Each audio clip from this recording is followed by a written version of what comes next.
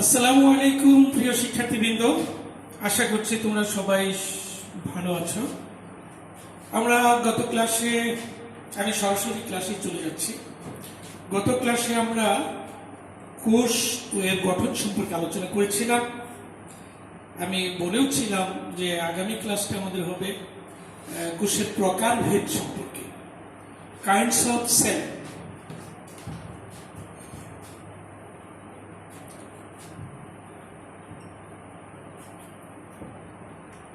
Okay, kinds of cell. আমরা জানি, প্রথম ইন্ট্রোডাকশনে কথা বলেছিলাম যে আমরা পৃথিবীতে জীব এবং জড় এই দুটো সদস্যকে দেখতে পাই। জীবের ক্ষেত্রে এই কোষের প্রশ্ন, জড়ের ক্ষেত্রে কোষ নিয়ে আমরা ভাবি না। এই কোষ শরীরবৃত্তীয় কাজের উপর ভিত্তি করে আমরা বেসিস অফ ফিজিওলজি আমরা দুই ভাগে ভাগ করতে পারি। এক, সোমাটিক সেল বা দেহকোষ। দুই, রিপ্রোডাক্টিভ সেল বা জনন কোষ। আমরা দেহকোষের ক্ষেত্রে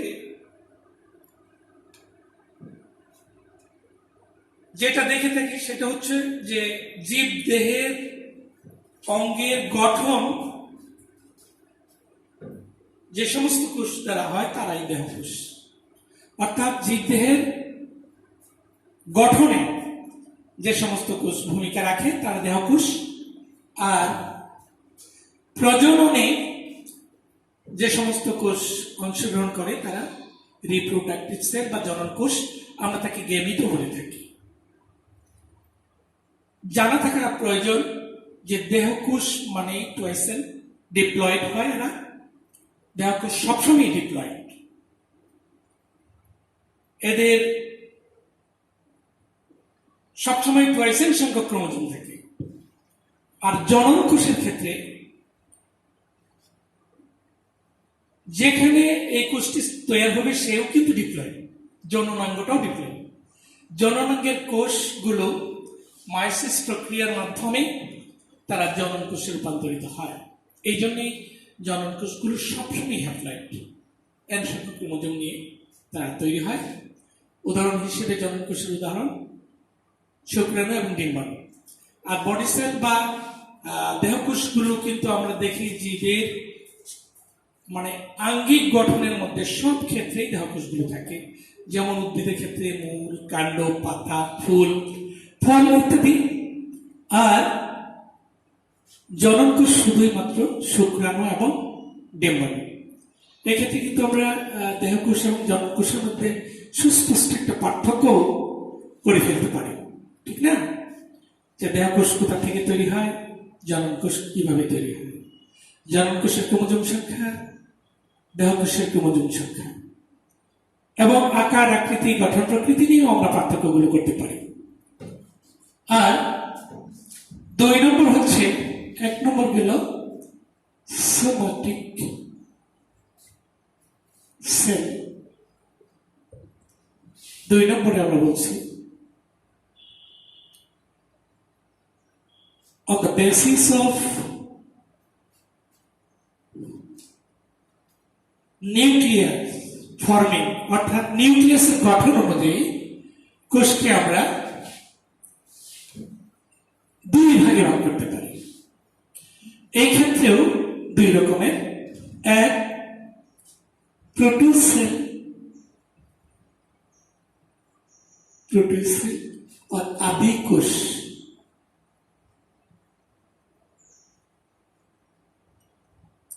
2, ইউসেল আর ট্রুসেল যাই বলি, বা ইউক্যারিওটিক সেলও বলতে পারি।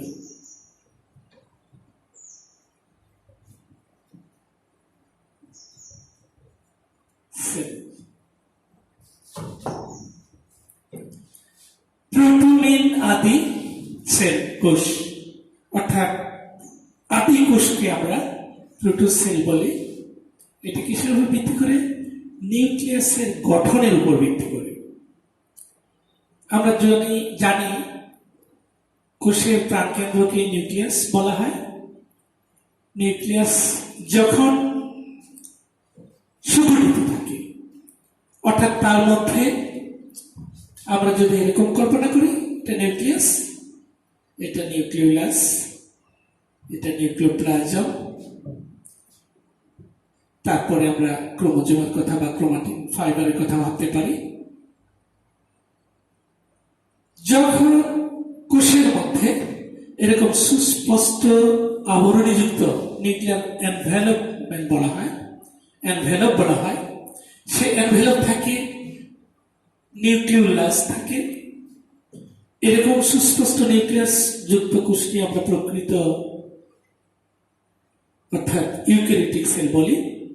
আর যখন কোষের নিউক্লিয়াসটি সুগঠিত থাকবে না, সুস্পষ্ট নিউক্লিয়ার মেমব্রেন থাকবে না, নিউক্লিওলাসেরও অস্তিত্ব তেমন থাকবে না, শুধু নিউক্লিয়ার ম্যাটেরিয়ালগুলো সাইটোপ্লাজমের মধ্যে ইতস্তত বিক্ষিপ্তভাবে থাকবে, সেই সেলকে আমরা প্রোটোসেল বলি বা আদিকোষ বলি। এক্ষেত্রেও কিন্তু আমরা আদিকোষ এবং প্রকৃত কোষ এই দুটো কোষের মধ্যে সুস্পষ্ট একটা পার্থক্য দাঁড় করাতে পারি। যেমন আমরা যদি প্রথমে চিন্তা করি যে এই ক্ষেত্রে প্রকৃত কোষের ক্ষেত্রে সুস্পষ্ট নিউক্লিয়ার আবরণী থাকবে, আর প্রোটোসেল বা প্রকৃত কোষের মধ্যে আর প্রোটোসেল বা আদিকোষের মধ্যে নিউক্লিয়ার আবরণী থাকবে। এক।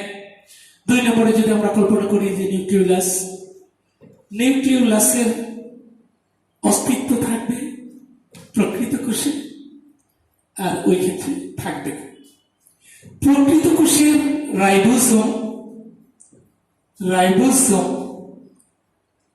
70s, আর আমি বলছি প্রোটোসেল বা আদিকোষের রাইবোসোম 70s, আর প্রকৃত কোষের রাইবোসোম হবে 80s। আর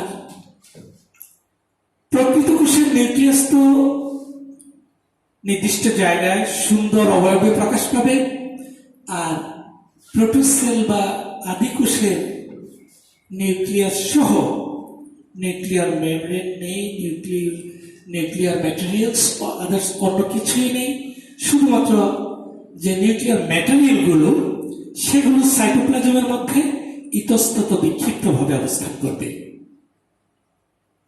তাহলে আমরা তিনটা চারটা পার্থক্য পেয়ে গেলাম।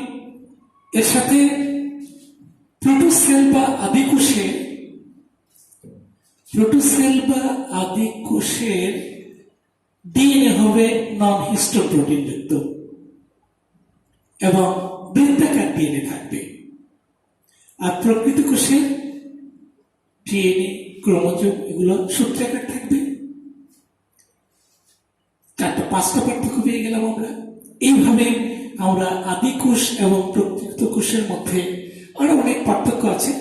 মধ্যার কথায় আমরা চার পাঁচটা পার্থক্য, এনভেলপ, নিউক্লিয়ার এনভেলপ, সুস্পষ্ট নিউক্লিওলাস, ডিএনএ বৃত্তাকার, ওই ক্ষেত্রে পাবো আমরা সূত্রাকার, ribosome 70s, ribosome 80s, operon থাকে, অপেরন থাকে না, ইত্যাদি। এরকম 7-8টা পার্থক্য করা যাবে।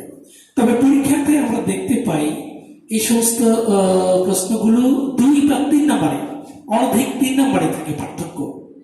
সেই ক্ষেত্রে আমরা ওই দিকে খেয়াল করবো। তবে একটা জিনিস লক্ষণীয়, যদি 2 নম্বরে পার্থক্য আসে, তোমরা কিন্তু কমসে কম 3টা পার্থক্য ক্রিয়েট করবে। দুটো করলেও তোমরা 2 নম্বর পেয়ে যাবে, কিন্তু আমি একটু বেশি লিখতে বলি, একটা অন্তত বেশি লিখবে এই জন্যে যে পার্থক্যের মধ্যেও কিন্তু বেশি গুরুত্বপূর্ণ এবং কম গুরুত্বপূর্ণ এরকম কিছু পার্থক্য থাকে। সেই ক্ষেত্রে যদি তুমি 3টা দিয়ে দাও, আরেক শিক্ষার্থী যদি 2টো দেয়, 2টোর মধ্যে একটা লেস ইম্পর্টেন্ট আর একটা পার্থক্য তার খুব গ্রহণযোগ্য, আর তোমার 3টার মধ্যে দেখা যাবে একটা লেস ইম্পর্টেন্ট আসলেও আর 2টো কিন্তু মোস্ট ইম্পর্টেন্ট এসে যাবে। সেই ক্ষেত্রে তুমি 2 পেয়ে যাবে। কথাটা মনে হয় বুঝতে পেরেছ। ট্যাক্টফুলি জবাবের ক্ষেত্রে এরকম কিছুটা টেকনিকের মাধ্যমে জবাব দিতে হয়। সেটাই আমরা তাহলে আজকে কাইন্ডস অফ সেলের মধ্যে দুটো ধরন পেলাম on the basis of physiological activities, যেখানে আমরা পেয়েছি দুই রকমের। আবার নিউক্লিয়াসের গঠন উপস্থিত অনুপস্থিতির উপর ভিত্তি করে দুই রকমের। এই কোষের প্রকারভেদের মধ্যে এই দুটি টার্মই আমরা জানবো ভালো করে, এবং এই দুটোর মধ্যে পার্থক্যগুলো সুন্দরভাবে দেখব। তো আমরা এর পরে উদাহরণ হিসেবে যদি বলতে চাই যে প্রোটোসেলের উদাহরণ তোমরা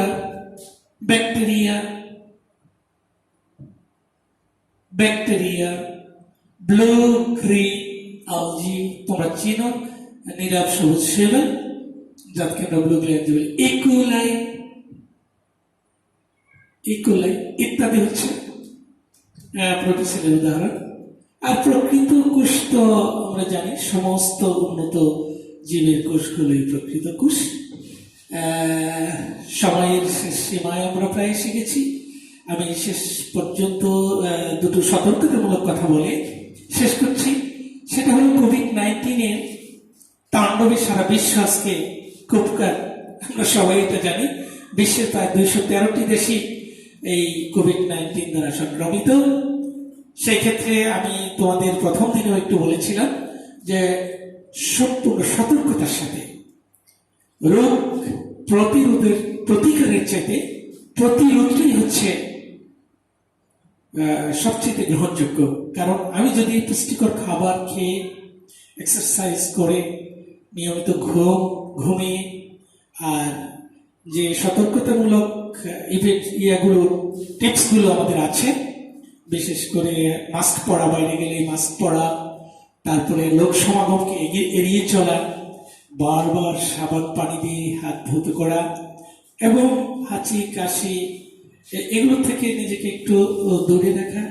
আর সংক্রমিত যদি কেউ হয়েই যায় তাকে ভয় পেয়ে তার থেকে দূরে সরে থেকে, এটা কিন্তু আবার মানবিকতার প্রশ্নে একটু আপত্তিকর।